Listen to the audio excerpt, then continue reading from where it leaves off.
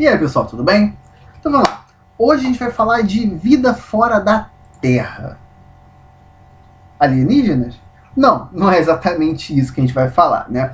A gente sabe que a humanidade está começando a estudar possibilidades de começar a crescer, a colonizar outros planetas e utilizar recursos de fora da Terra, como, por exemplo, mineração de asteroides e várias coisas assim.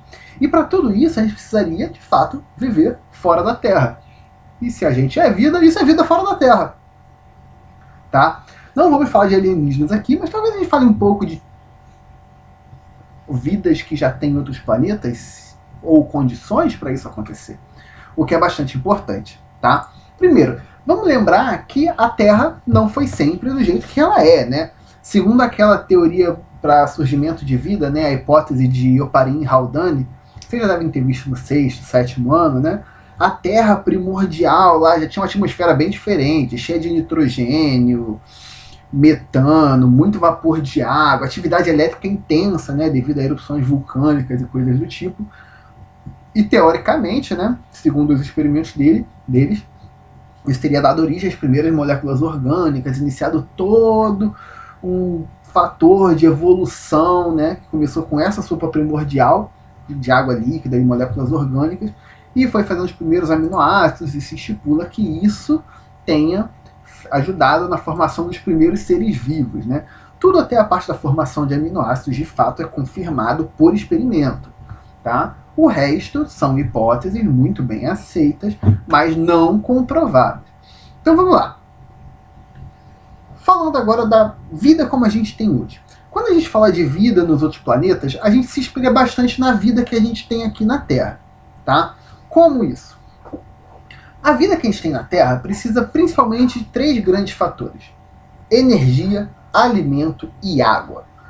Mas não é só ter essas coisas. Vamos estudar o que são essas coisas nesse contexto de vida que a gente está falando? A energia que a gente fala é alguma coisa que vai, como diz assim, contribuir para o funcionamento do corpo de um ser vivo. Tá. Como? Beleza. Aqui na Terra, por exemplo, a gente recebe energia do Sol. O Sol, a gente recebe energia dele para sobreviver de várias maneiras.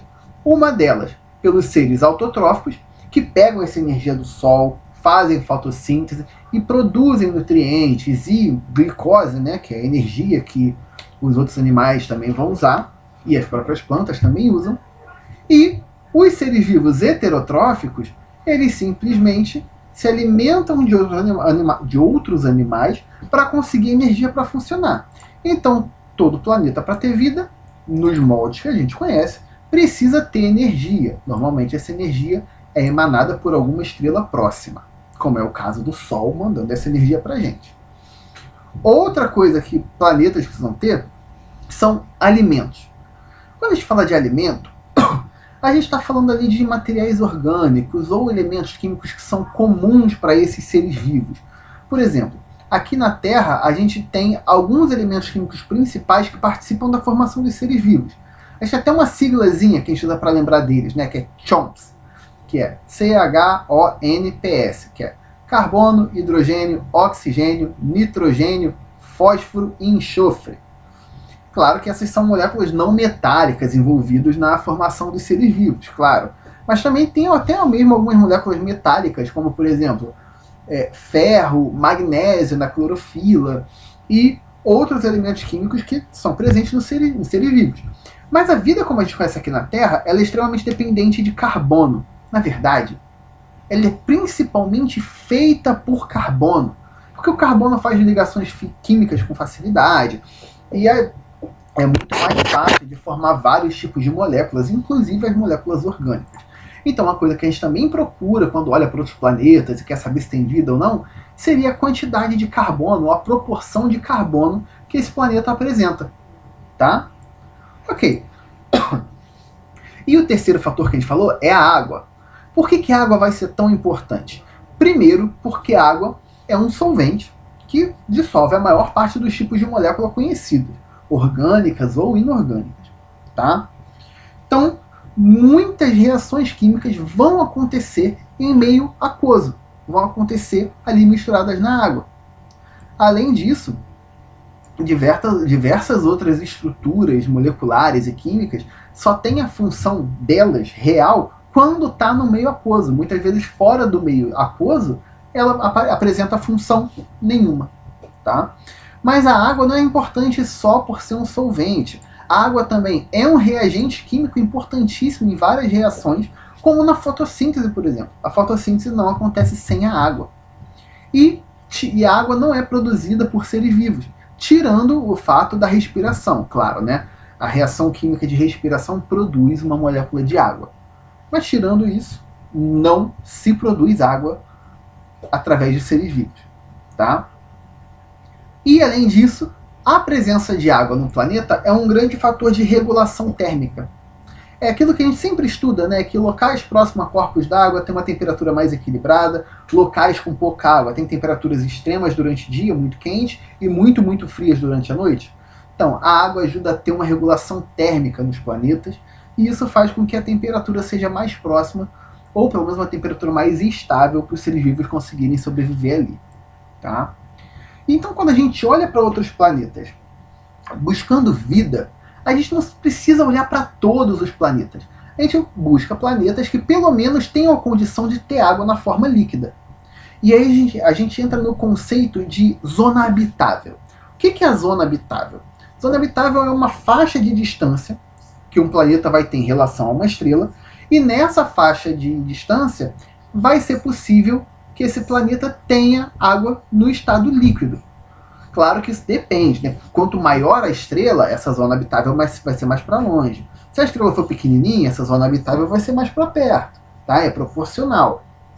E, teoricamente, os planetas que se encontram na zona habitável, sendo que existe água naquele sistema solar, né?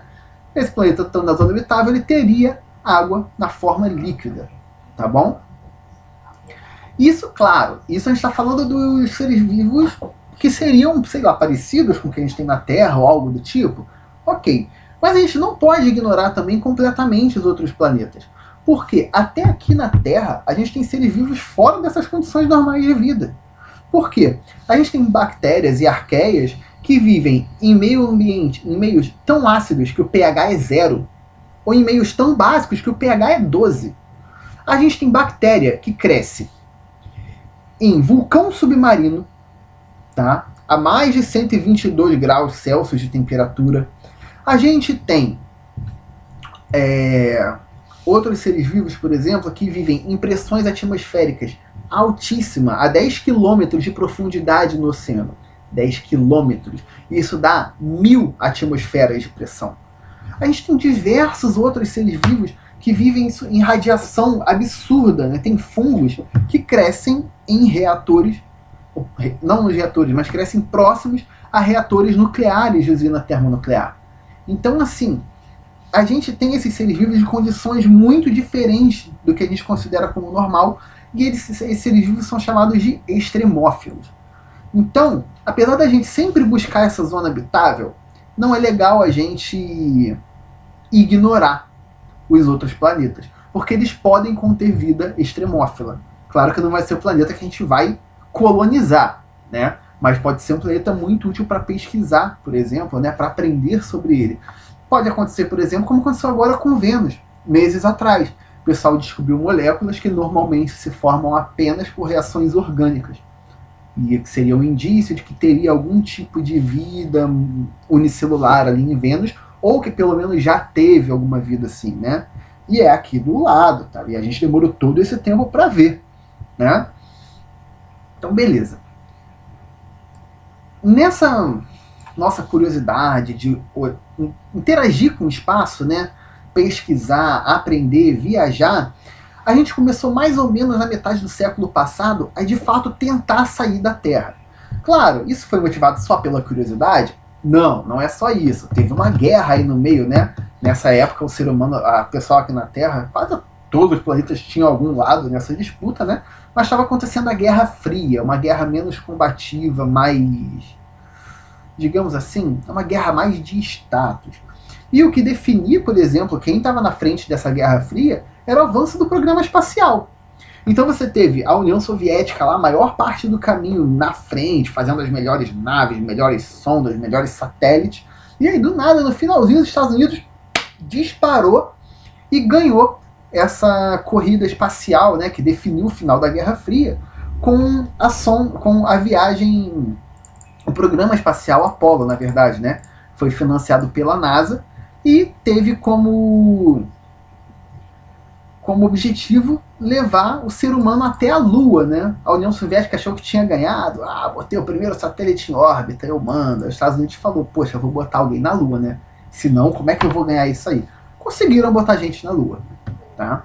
Foi um programa que aconteceu, foi lançado, o programa começou na década de 60 e foi encerrado em 1972, tá? Depois a gente teve outros programas, né? A gente tem o Mars Express, que quer obter informação de Marte, que está em atividade ainda, foi lançado em 2003. Tem o Venus Express também, que foi também o objetivo de conseguir informações, só que de Vênus. Foi lançado em 2005, mas já parou em 2014, porque a sonda caiu em Vênus. E Vênus é extremamente ácido, extremamente quente, tem chuvas ácidas, né? Então assim, o equipamento não sobreviveu de jeito nenhum. Além disso, a gente tem o programa Voyager, que foi lançado em 77, que é uma sonda que sai tirando foto do sistema solar. Só isso, tá? Só que isso dá tanta informação pra gente. E hoje essa sonda Voyager, ela se encontra no limite que a gente conhece do sistema solar. Ali depois do planeta anão Plutão, lá depois dele tem, ali, né? Logo ali no cantinho. Logo ali depois dele, tem um grande paredão de hidrogênio que os nossos telescópios não conseguem ver depois. Então a gente só vai descobrir o que tem depois se essa sonda Voyager, que foi lançada em 1977, está funcionando até hoje. Isso é engenharia, gente. Isso é engenharia. Então, se essa sonda conseguir passar por esse paredão sem sofrer danos, a gente vai descobrir o que tem ali depois. A gente vai estar agora conhecendo mais coisa do nosso próprio sistema solar. Isso é muito legal, cara. Isso é bem maneiro. E beleza. Só que, falando dessa coisa, colonizar Marte, o pessoal fala que o futuro é isso, não sei o quê. A gente tem que se ligar numa coisa. As distâncias no espaço são muito grandes. A Lua é aqui do lado da gente. A Lua está a uns 384 quilômetros da Terra. Não, 384 mil quilômetros da Terra. A viagem da Apollo para chegar à Lua demorou 70 horas. 70 horas. E a Lua é aqui. Marte é um planeta vizinho nosso. Marte está a 225 milhões de quilômetros. Na melhor posição entre as órbitas ali, a viagem para Marte, no melhor dos casos, demora ali de 6 a 8 meses. Pensa, 6 a 8 meses de comida para uma equipe viajar de um planeta para o outro. É muita coisa. Agora, pensa em viajar para outro sistema solar, né? A estrela mais próxima da gente, que é próxima a Centauri, é uma anã vermelha, está aqui pertinho, a 4,2 anos-luz. O que quer dizer isso, ano-luz? Ano-luz quer dizer, se você viajar 1 ano na velocidade da luz, você percorre 1 ano-luz. Então, próximo a Centauri, se está a 4,3 anos-luz, quer dizer que a gente demoraria 4 anos e 4 meses para chegar lá, se a gente viajasse na velocidade da luz. Só que a velocidade da luz é 3 mil e não sei quantos quilômetros por segundo. O objeto mais rápido que o ser humano construiu até hoje foi aquela sonda Voyager, que está ali passando pelo paredão de hidrogênio, né? E ela vai só a 17 km por segundo. Bem, 17 km por segundo é um absurdo. Mas comparando com a velocidade da luz, é 0,006% da velocidade da luz. Então a gente não tem a condição de viajar para um outro sistema solar. Não rola isso ainda, tá? Isso é assim, cenário de super ficção científica. Mas mesmo assim a gente consegue aprender muita coisa sobre sistemas solares distantes e exoplanetas. Exoplanetas são planetas de outros sistemas solares, tá? Como? A gente tem telescópios que fazem isso. Os telescópios analisam a luz que o planeta reflete, usa luz infravermelho para conseguir saber a temperatura que faz em um planeta, e até mesmo usa uma coisa chamada de assinatura espectral, né, que você recebe, por exemplo, o planeta recebe uma luz branca. Ele recebe todo aquele espectro visível da luz eletromagnética que a gente vê, né? Ele recebe todo aquele espectro, mas ele só reflete uma parte. Por quê? Porque, dependendo dos componentes da atmosfera, alguns comprimentos de onda são absorvidos. Tipo que a gente viu com a radiação UVB, UVC, né? E UVB sendo absorvida ali na camada de ozônio na atmosfera. Então, por exemplo, você analisando a luz que aquele planeta reflete e os fragmentos e os comprimentos de onda que faltam ali, você consegue, por exemplo, ver a composição da atmosfera daquele planeta. Isso é legal demais, cara. Isso é muito maneiro. E a gente nem precisou ir lá para ver, tá? E além desse negócio da distância, tem toda uma dificuldade da gente se manter no espaço. Pensa que quando a gente vai, vamos lá, o ser humano chegou em Marte, o que vai fazer agora? O ser humano precisa comer, precisa de energia. Energia a gente consegue resolver com luz solar, não tem muito problema, mas energia elétrica. Mas comer, você vai ficar exportando alimento da Terra para Marte? E quando tiver a Terra de um lado do Sol e Marte do outro? Como é que você faz essa viagem? O pessoal tem que conseguir fazer a própria comida lá. O que é bem complicado, né? Já que o solo é diferente. As plantas talvez não cresçam naquele solo. Então é uma coisa muito complicada. Mas para ajudar a gente a entender um pouco como que se sobrevive nessas situações no espaço, a gente já utiliza há muito tempo as estações espaciais, né? Hoje a gente tem a ISS, né, Estação Espacial Internacional, em inglês, né? ISS é a sigla em inglês, que tem astronautas de diversos países que ajudam experimentos em como o corpo se comporta, como se mantém o alimento fora da Terra, como que as ferramentas que se utilizam se desgastam, né? Tem toda uma gama de estudos imensos para estudar isso.